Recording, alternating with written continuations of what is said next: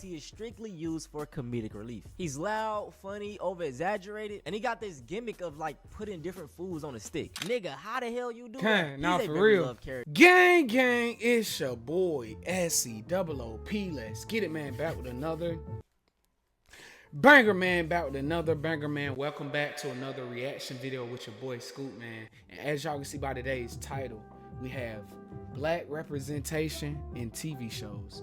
As a black person growing up, seeing a black cartoon character or just any black person in general in TV shows or movies was everything. So y'all, I seen this video on my recommendation and I thought this was very interesting. If you haven't already, go ahead and get your popcorn and candy, cause I think it might be a banger video. But yeah, let's get straight into it. Black representation in TV shows. Let's talk about it. So for context, I was born in 2001. I grew up watching a variety of cartoons, sitcoms, and whatever the big three had. Chat, let me know which one was y'all favorite network. Which channel was y'all favorite?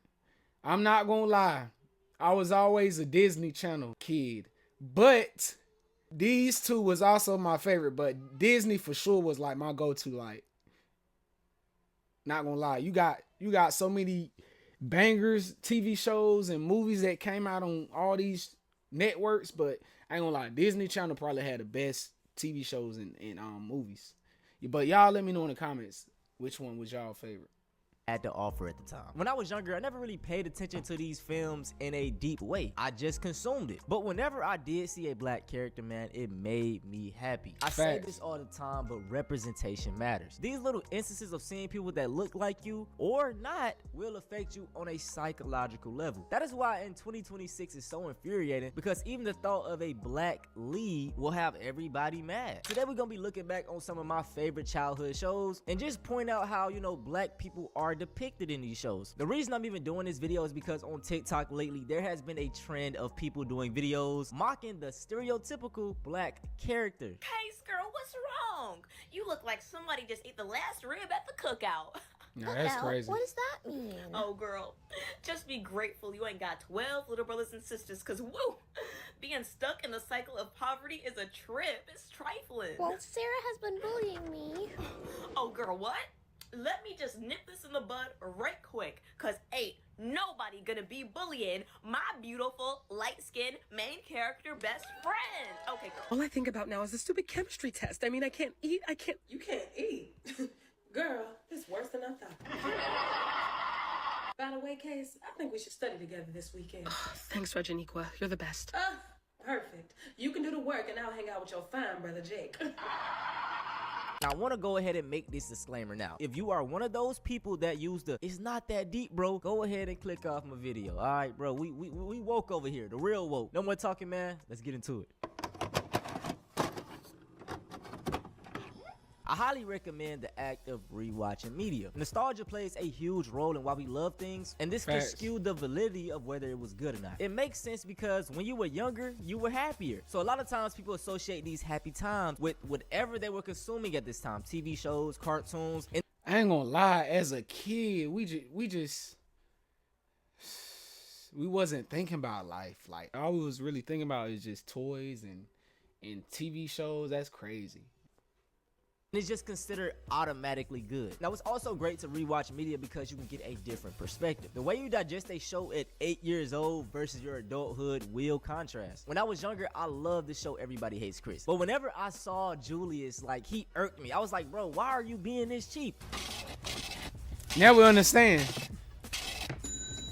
That's $2.89 worth of Save food. money. Fast forward to 2026, I'm a father of my own, living in this economy. I understand you, big bro. Now let's talk about some tropes. We're gonna start off with the best black friend trope. This is also referred to as the token black friend, and in my opinion, I call it the here nigga damn type of character. This individual is only added into the show to say that there is diversity. They are usually one of the few black characters on the show, but they have no type of agency, they lack depth, and rarely has a plot centered around them. An example example of this that I remember growing up is Tucker from Danny Phantom. Absolutely love this show growing up. I think it gotta be in my top. It's in my top 10 cartoons of all time. Just looking back, I never noticed this trope. I was really just happy to see a black character. But as I was rewatching it, you can most definitely see how he fits it. You see, Tucker is one of Danny's best friends. He's real tech savvy, great with hacking. He does all the back end work for Danny Phantom, you know, like setting up gadgets, things of that nature. And it's always helping Danny achieve his goals. What I dislike the most though is that Tucker is 9 times out of 10 the butt of the joke. Hey there, No. I didn't ask you yet. And not to be that guy, but they got this man around here chasing white women the entire show. Now, as far as plots goes, they do give him a few. There's an episode where he gets possessed and turns evil, and then another one when he's like jealous of Danny Phantom's powers. They fall flat to me because they don't really lead anywhere. It's like after that show, it's like, okay, just back to normal. As far as his art goes, I think it could have went a little better. By the end of the show, he basically realizes that he's the sidekick. Like, he just stand in his place, and Danny Phantom, the white man, is his show. Maybe I'm tripping, okay? If you watch the show, let me know how y'all feel about it. Now, this example, you don't even gotta debate it. T-Bo from iCarly, he fits this trope perfectly. He isn't specifically anyone's best friend. He's more of like friends with everybody in the group. The main cast of iCarly has no black people, okay? And T-Bo is just one of the 2 recurring black characters on the entire show. It's him and then Principal Franklin. Despite being in 25 of the 97 episodes, there is no depth to T-Bo at all. All we know about him is that his real name is Terrence. He's the manager or owner of the Groovy Smoothie. Like, we never get a definite answer. And I want to say he's Jamaican. I think they hinted at it but didn't necessarily say it. But just because he's a black man with dreads don't mean he's Jamaican. So I don't, you know, we still don't know that. But in short, we know so little about him because he is strictly used for comedic relief. He's loud, funny, over exaggerated, and he got this gimmick of like putting different foods on a stick. Nigga, how the hell you do that? Nah, he's a for very real. loved character. So it's just disappointing that we couldn't get more from him. You know, maybe learn a little bit about his backstory, how we got into the smoothie business, etc. Right? They did my boy dirty, man, and this is a common theme that you will see in Dan Schneider films.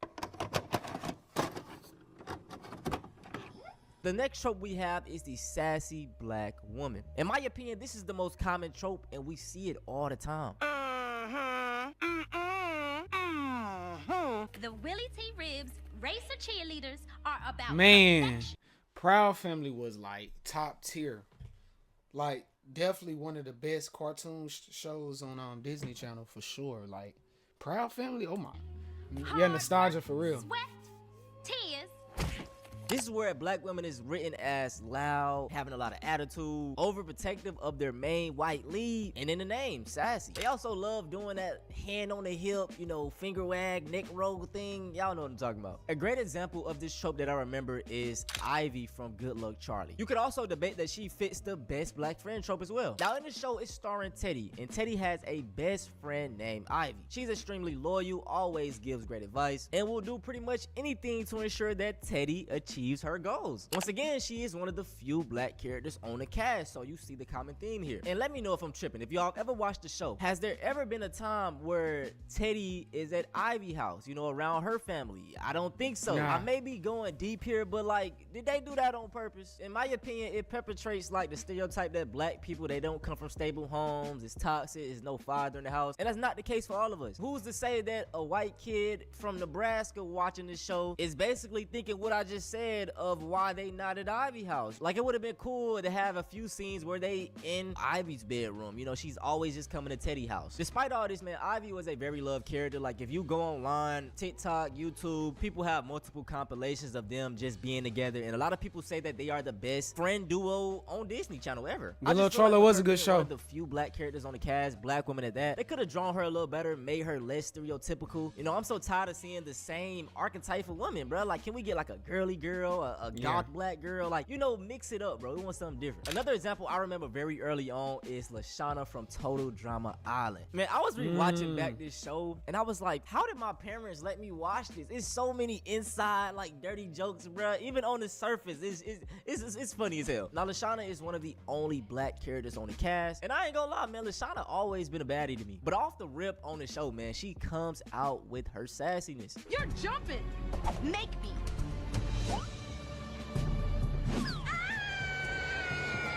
She's loud, very outspoken, and take no type of shit from nobody. Now, aside from the sassiness, she doesn't really fit everything associated with this trope. For example, most black women that fit this are never seen as vulnerable. They're always just strong. Lashana does have moments when she's being soft. You know, she's expressing that she maybe have been wrong in this situation, shouldn't have came off this way. So you see that in the show. They even give her a love interest, and what you'll notice with this trope is that most of the time they try to make the character less desirable to a societal standard. So they'll make them darker, you know, heavier. And when they do this, the characters never have a love interest. So it was different here. But I don't know how Dr. Umar, you know, gonna feel about this interracial couple right here. Now, a character that fits all the boxes and isn't up for debate that fits this trope is Andre's grandmother from Victorious. This is another Dan Schneider show. And like I said, you will see the pattern when he writes black characters. She's loud, aggressive, and her role is very similar to Tebow, like, you know, pop in, say something funny, and get up out of here. I know it's just jokes and all, but as one of the only black women on the cast, this is how y'all portray her. And just even bringing back up Lashana, you could kind of see how stuff balances out with her. But with Andre's grandmother, it's just straight up character. Now, this trope even represents little girls, you know, little black girls in shows. A recent example of this is Erica Sinclair. She's sassy, real snappy with those replies, no type of fear at all, and will stand on business. The thing that balances her out, though, is that, you know, she is a nerd and she is very smart. They let you know that in the show. But I never see that vulnerability with her. She's never like soft. They don't give her enough screen time to even show that. And just to give Stranger Things a little bit of grace, it could even be her just being bratty, you know, because she mainly like standing up to adults telling you, I ain't no little kid, like I can, that's kind of the vibe I get. Let me know how y'all feel about that. And lastly, this trope doesn't just stand for black women, it stands for animals voiced by black women. You better stop poisoning my baby's head. Just what do you think you're doing? You got rid of the only man standing between us and a sesame seed bun so we can celebrate the day you came into the world. Hey man, this trope can go in very deep, and I highly suggest y'all check out this video right here. This brother broke it down perfectly, and it's a solid video, man. Now let's talk about solutions, because there are many. For one, hire more black people on your cast. That'll nip all of this in the bud. I don't feel like these writers do this on purpose. I think they just see examples because it shows so much, so they just end up thinking that it's true. I say this all the time, man, but most white folks don't really have interactions with us. The way they perceive us is the way they see us on TV, social media, etc. So they model it after these things. And let's say you do want to have in a sassy black woman character or a black best friend trope right here. You can balance it out by adding other black characters that don't fit those tropes. You can have a sassy black woman, but also add in a gothy girl. Sprinkle in a girly girl over here. You know what I'm saying? You can mix it up. And if your character is one of the only black people, give them depth as well. Let them be able to stand on their own. Have them have a plot every now and then, you know? That's just all we asking for. But that's it for this video though, man. I hope y'all enjoy. I want to start doing more TV analysis, more movie analysis. Listen, I know a lot of y'all been asking me to do a video on who cloned Tyrone, and it's gonna depend on how this video right here do. Let me know in the comments. That's a W movie too. Well, no more talking, man. I appreciate all the love, all the support. If y'all want to see something similar to this, go check out The Truth About Black. Hey man, shout out to my boy Antonio. What was his name? Antonio Speaks. W video. Y'all let me know in the comments. What was y'all favorite channel? What was y'all favorite channel? Also, what was y'all favorite sitcom from that channel? Let me know in the comments. Thank you for watching to the end. And as always, I'll see you tomorrow.